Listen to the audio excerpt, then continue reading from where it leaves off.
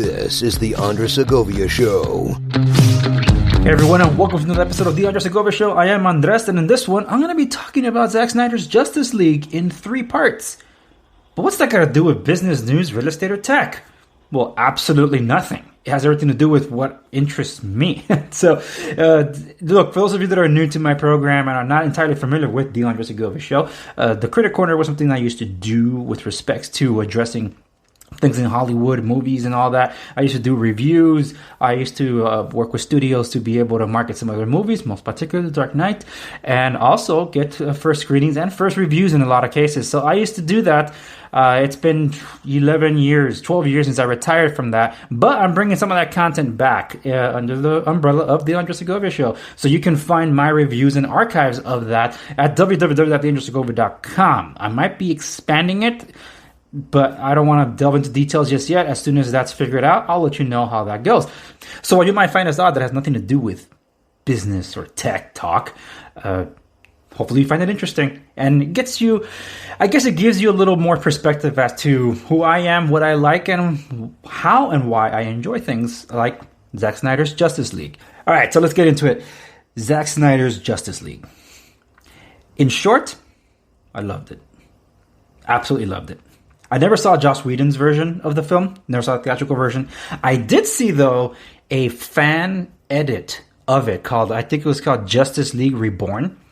There was another fan edit that was being done. Someone was trying to finish the visual effects. I doubt that project ever continued. I never saw any more updates on that progress. But the fan edit, Justice League Reborn, which was done, what was, I guess, to summarize, for those of you not familiar with it, that film was basically re-edited to, I guess, pace better for the storytelling. It eliminated a lot of scenes that were just pointless. The part about that I don't know if it was a Russian family or whatever, that was significantly reduced, and the deleted scenes, particularly of Henry Cavill's Superman, were restored to it. Music was rescored, or at least Hans Zimmer and XL Junkie's score was put in, and they stripped off Danny Elfman's music, and it felt for a more cohesive film that felt more Zack Snyder-ish, not Joss Whedon. But that's all we ever really got, and that's the version I watched. But I thought, not too bad. It was enjoyable for this fan. So I've never seen the theatrical version. I don't know what that looks like. I don't care. I wanted to skip that. So if you're ever going to engross yourself into the Snyder universe, or at least Snyder's films telling this story, you start with Man of Steel, Dawn of Justice Ultimate Cut, and of course Zack Snyder's Justice League. Now, when I say Dawn of Justice, yes, I am referring to Batman vs. Superman, but I refuse to call it that stupid title. I absolutely hate that title. They should have done Man of Tomorrow, but because the studio wanted to catch up to DC, they ended up going like, you know what, let's just shoehorn in Batman. And then while I add it, just throw in the introduction of Wonder Woman and a bunch of cameos by other superheroes that we'll introduce in another movie. That has nothing to do with their own origin stories. Okay, great. Way to go, DC. But in general, seeing Snyder's version realized was a thing to behold. I got my issue with some of the music. XL Junkie, I'm sure, didn't have as much time to do what he did. Pitch Meeting from Screen Rant, it did do a pretty good take on it, in particular when it comes to Wonder Woman's music. It was pretty annoying. Critical Drinker actually made a mention about some of the heavy metal music when some of the characters are going upstairs. Like, dude, they're just going up a flight of stairs. You didn't need that kind of music. So the scoring, it felt like, were you guys on the same page on this? But other than that, it's just, with some detractors aside, there was always going to be some imperfections. But other than that, the movie itself was thoroughly enjoyable. I watched it with my wife. She insisted we watch it together. She's not a comic book fan by any means. I actually shared my experience in diving into the Snyder universe in an episode I did for the Critic Corner on my website, www.theandresegovia.com, where I revisited these films before the Zack Snyder cut was announced. So I'm someone that comes from the background that I hated Man of Steel because I'm traditionalist when it comes to these things. So I really hated Man of Steel. And I have my issues with the movie Watchmen, but not for the reasons you might think. Still, the Man of Steel was just not a Superman movie, and to this day is not a Superman movie. So you can debate me on that all you want. But the point is, I saw it from that prism back in 2013. When I watched it with my wife so many years later, almost 7 years later, and we got to watch it together, I watched it from an open mind. A lot's changed over those 7 years in terms of the landscape of films. So when I got to watching this one, and I got to see it through my wife's eyes, because she's never seen anything like that. She watched it, loved it, and I sat there and I'm like, this movie is so good. It's not Superman in a traditional sense, but it's still like, you call it an Elseworlds type tale where it's a different version of Superman. It was fantastic. Look, for all the shortcomings that Zack Snyder has, you can extrapolate one scene that's just masterclass from each of his films. Watchmen, it has multiple scenes, but it will have to be like Dr. Manhattan Origins. Anything with Rorschach in it, except the one that he kind of tweaked to his own liking. I don't want to get into that in this episode. But when it came to Man of Steel, my goodness, the flight sequence is just like, wow. That, like, every time I watch it, I'm in awe. I was like, dude, you really nailed this. You know, you could have just been an average flight sequence, and it comes on the heels of a very popular Iron Man who was having all these kind of wacky flight sequences. But my goodness, that was so good. Okay, but the Krypton scene was just like, dude, this is outstanding. It's emotional. It's gorgeous. And yeah, it was amazing. So Zack Snyder caught it. So I did appreciate that. And when it came to Dawn of Justice, the warehouse scene, come on. Damn, that's Batman. Like someone said, this is a Batman movie sandwiched in a Superman story. It's just, wow, that was really good. So when it came to Zack Snyder's Justice League, which we'll call Justice League from here on out, I was like, are we going to have a standout scene in this one? Now, I'm speaking in generalities. So in the second part, I will talk about what those generalities are. So I'm not giving a spoiler alert yet. I'm just going to tell you, yes, there were many moments like that. It's like, wow, wow, wow. And there was a super geek out moment where my wife's like, okay, are you okay? It's like, no, my goodness, wow. So yeah, I had a moment there. So the fact that he got me that, like Zack Snyder was able to get me like that, that was pretty awesome. It made for a great visual experience, a unique one at that. And I'm glad I got to experience this film. It was a movie that we were told never existed. It will never see the light of day. And it's hard to believe we live in a post-release a Snyder Cut universe now. It's like, wow, for real? Crazy. So for all the elements that were done, yeah, of course, it has a shortcoming. It's not a perfect movie, but it completes that vision that he was establishing, that DC basically was trying to shoehorn in on everything. It showed that Zack Snyder had a plan. And the fact that that plan wasn't realized because in combination with the tragedy that the Snyder family underwent through and studio interference, now we get better closure for it, with the exception of Suicide Squad. So I'm glad that I got to experience this movie, and it's great. So this is where I give you the spoiler commentary in part 2. Part 2, where I'm going to be speaking in detail because I have to address certain elements of the movie that will come across as spoilers. So here's your official spoiler alert. So you want to stop, okay? So I'm going to do my best to timestamp them in the comment section. So then, this is for YouTube, really. So you can skip this section to the part 3, where I talk about the controversy surrounding this, but not for the reasons that you think. So let's get into it. Spoilers! The scenes that I'm talking about stand out. All right, you have Krypton, Man of Steel, and the flight sequence. Then for Dawn of Justice, you have the awesome sequence of the warehouse. That's just, my goodness, that's standout. And I did enjoy the intro for Wonder Woman. That was pretty epic, but not like the warehouse scene. That's Batman. I never thought I'd see that happen. When I heard that they were going to put Ben Affleck as Batman, I'm like, great. So we're never going to see the true ninja Batman. We saw the freaking ninja brawler. That was so epic. So I wondered, what are we going to see in Justice League? I'm happy to say there were some great moments with Ben Affleck's Batman in it. Absolutely. None of this watered down, he's not strong enough crap that Joss Whedon, I heard, that he was putting into the film. We had great moments of Wonder Woman. We didn't get enough of Superman. That's because of the story and the pacing. He's barely in it, actually. But what moments he was in was pretty enjoyable. But I gotta tell you, The Flash had 2 excellent moments. First, there was his intro, the car crash sequence with Iris West. We've seen the teasers, but that's how you do The Flash, in my opinion. I don't like Ezra Miller as The Flash, but I was able to tolerate him a little more in the film. I don't think that was a Zack Snyder casting choice, because my goodness, he's always spot on with casting. So that one felt a little not Zack Snyder. Maybe, I don't know. I don't think we'll ever get that answer.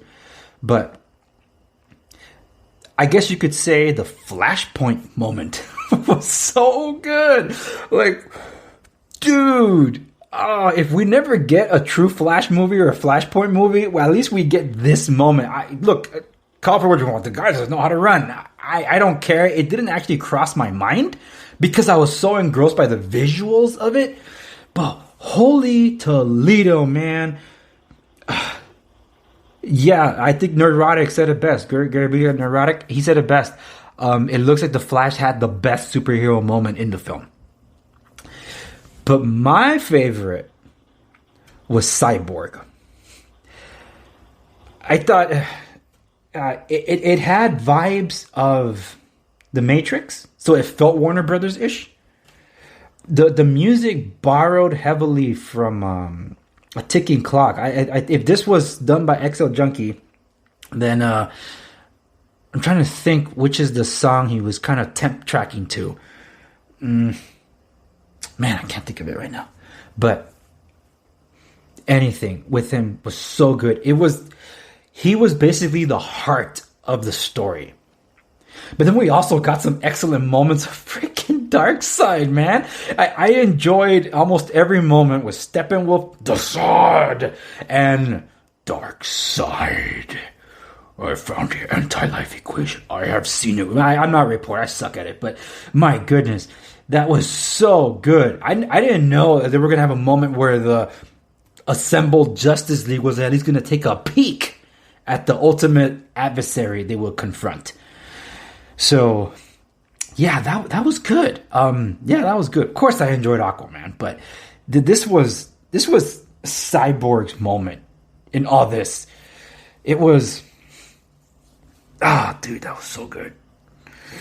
Yeah, so yeah, I enjoyed it. Someone said, I forget who said it. It might have been Gary from Nerdrotic. He said that the Cyborg might have been a little over the top with this whole outfit and all that. Maybe a little rushed. Maybe they could have toned it down to be not so futuristic.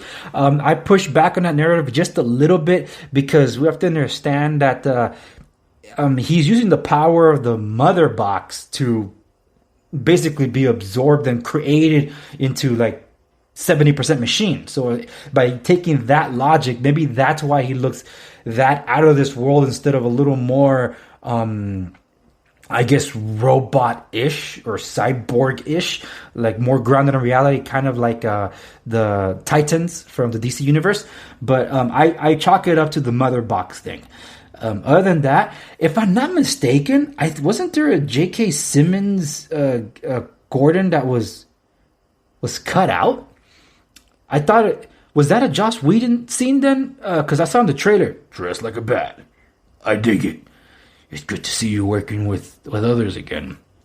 Maybe temporary. Was that a Joss Whedon scene? Because that was not in the film. And so I thought that was like the aftermath of the Steppenwolf confrontation where Aquaman showed up at the last moment to join them in trying to get out and survive the Gotham Harbor leaking into the tunnels. So I remember seeing that scene, but not in this movie. So it must have been just in the trailer. So again, let me know. I might have been wrong about that. Not a Snyder scene. It must have been a Joss Whedon scene. I thought that would have fit, I guess. Because, well, it might have been repetitive, though, because Aquaman, when he meets, or Arthur Curry, when he meets Bruce Wayne for the first time, is like, so you're really dressed like a bat. So I guess maybe that's why it might have been cut out, if it was Zack Snyder's. But I gotta say, the Nightmare Future sequence at the end of this, Jared Leto's Joker, I accepted it for what it was. I understand there might be a black and white version of the entire movie that might have an alternate end exchange between Batman and Joker. I thought it was pretty good. I like the whole psychological warfare between the two. It's like, you complete me. It's basically the vibe I got out of that whole scene. But it's like, but I think my favorite line has to be, "Why would you send a boy to do a man's job?" Ooh, he got you there.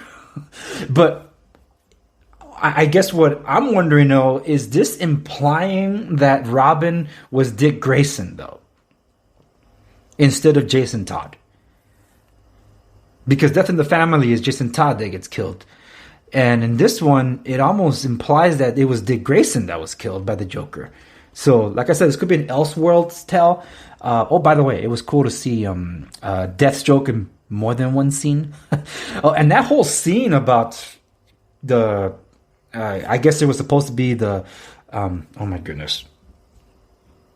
Legion of Doom. They didn't set up the whole thing. So in this one, it was more like Lex Luthor trying to hire Deathstroke to take out the Bat. I guess in revenge for what happened in setting up the fall and Dawn of Justice. So that kind of caps that story there. So I thought that was pretty cool. But still, seeing him in more than one scene, was a nightmare sequence, was pretty good. But anyway, I don't want to dive so much more into that. I don't want any more talk about it, because it's a 4-hour movie. You can't digest it in one episode. And I'm going to watch it again, absolutely. It's just, it does it justice. No pun intended. But it doesn't fix the flaw that DC was desperate to get this thing out there. Now, in retrospect, though, with how there's a nasty aftertaste with the Marvel Cinematic Universe, people can now see, like, DC having a different tone was actually pretty good. Yeah, you think? It's just trying to shoehorn in a Justice League was a little too much. I did say I was going to talk about spoilers in this segment, right? Martian Manhunter had both my nerd out moment and my, okay, you were trying to set up a future thing here, but it was not really necessary moment. It has to do with his first appearance and like, holy smokes, man. My wife was like, oh, it's a bad guy. It's like, no, that's Martian Manhunter. That was so cool. But in the end cap scene, kind of, in all that, it was good to see him. I just thought it was not entirely necessary. I guess you're trying to set up a sequel if ever it gets made, which I highly doubt it. So, no. All right, so here's where I'll cap it. Zack Snyder knows how to bring comic book panels to life. He is not a perfect director, to say the least.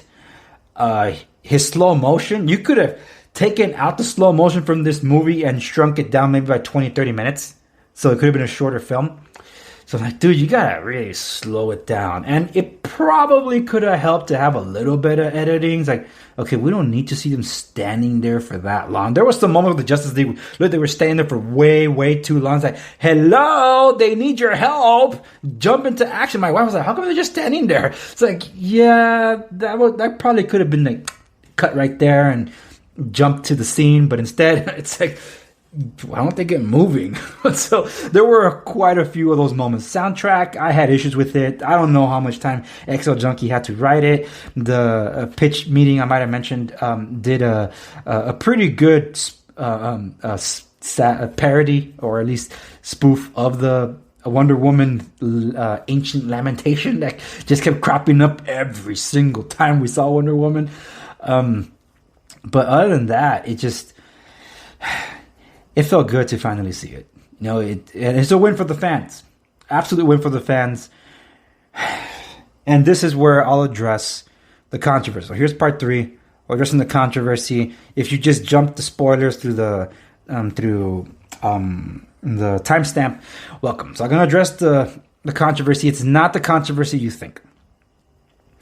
The controversy has to do more with a charity live stream that was done, which is what the fans have been doing. The Release the Snyder Cut fans have been doing since the beginning, raising awareness to basically show not only support for Zack Snyder's movie and vision, but support for him personally after his personal loss of Autumn Snyder when she killed herself. I believe it was March 17, 2017. And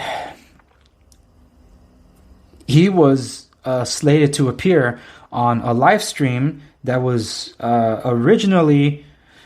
All right, look, there's details to this that a little too much. So instead of actually trying to break it all down for you, I'm going to let the one that's the head of this channel explain it for you, because he had to address it, and it's been addressed ad nauseum. It has to do with the Geeks and Gamers. It wasn't their live stream. It was one of the members of Geeks and Gamers. A few members of Geeks and Gamers were on the live stream, but it was not hosted by Geeks and Gamers. It was just so happened that Geeks and Gamers logo was used by Warner Brothers, and then controversy happened because a hit piece was put out against a bunch of YouTubers that included Geeks and Gamers in a smear campaign. And this was supposed to be a charity event raising awareness for, I can't really say what it actually is, but it's a charity that affects, and it hits very close to home for why Zack Snyder was moved to also appear on this thing.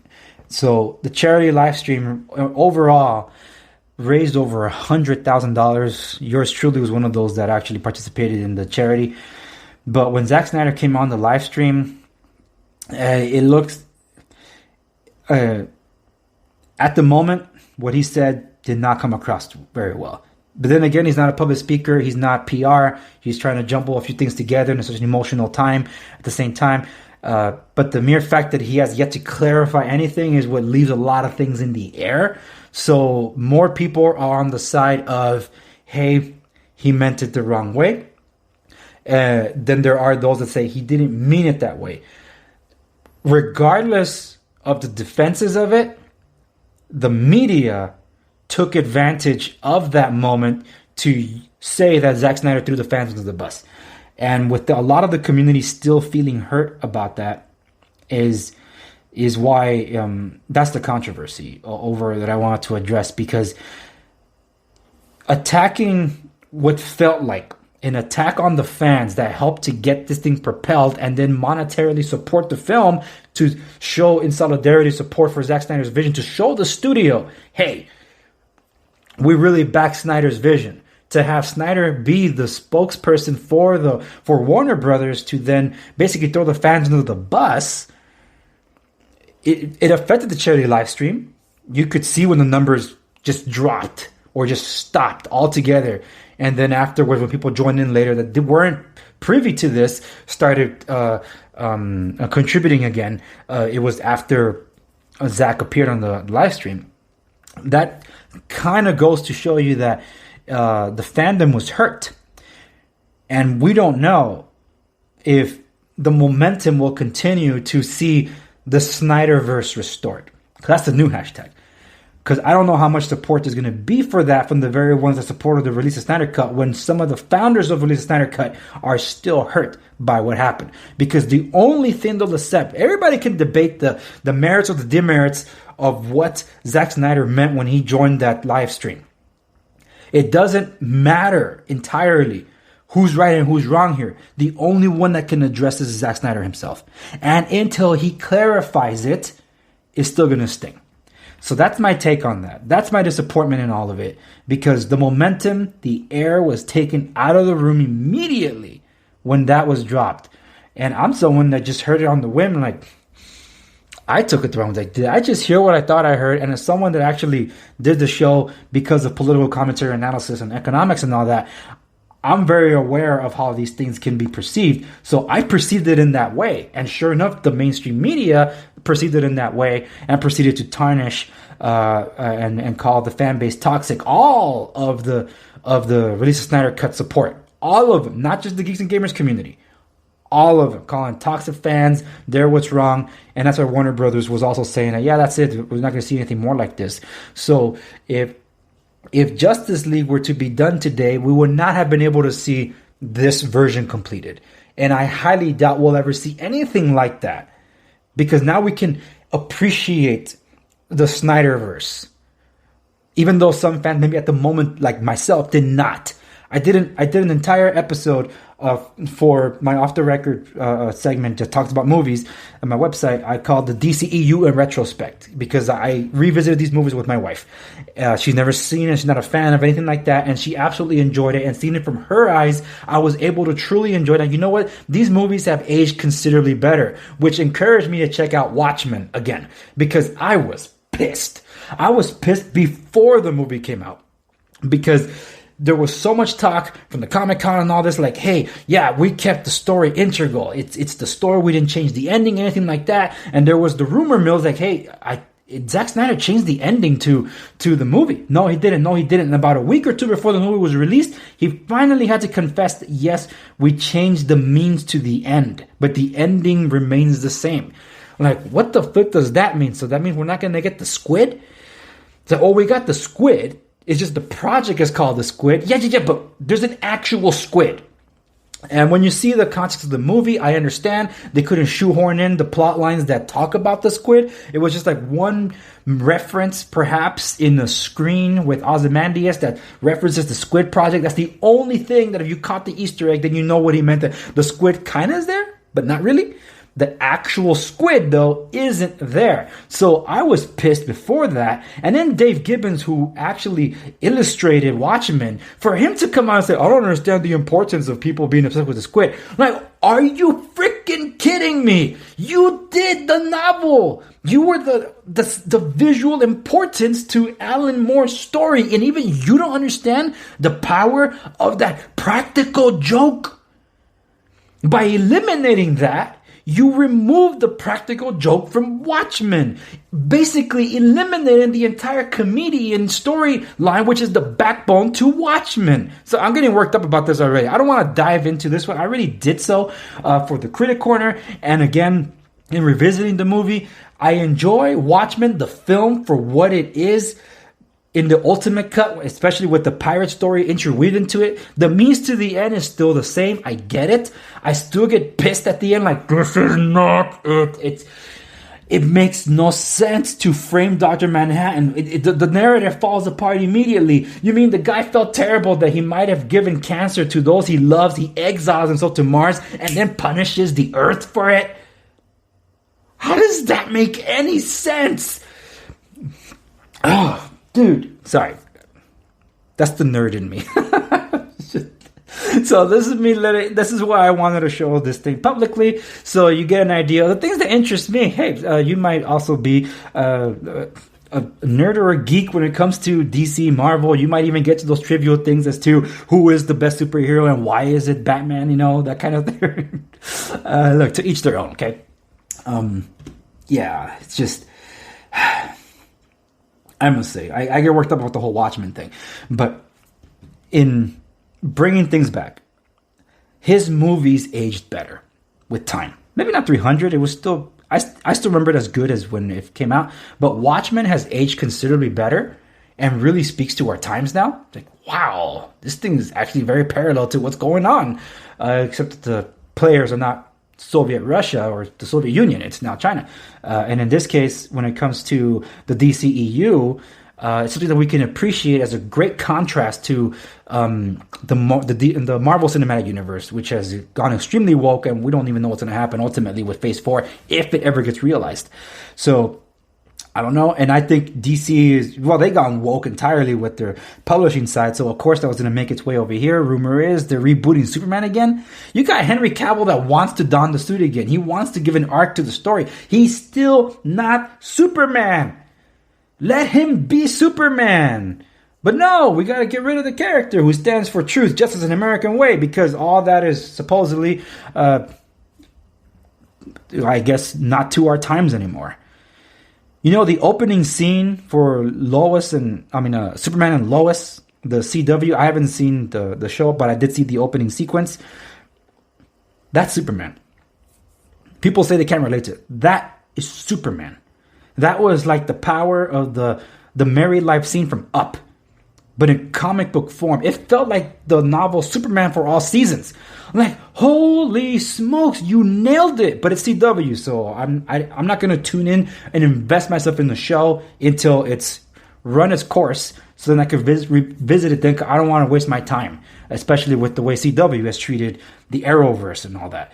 But anyway, this is me talking like parallels to peripheral to the Snyder universe.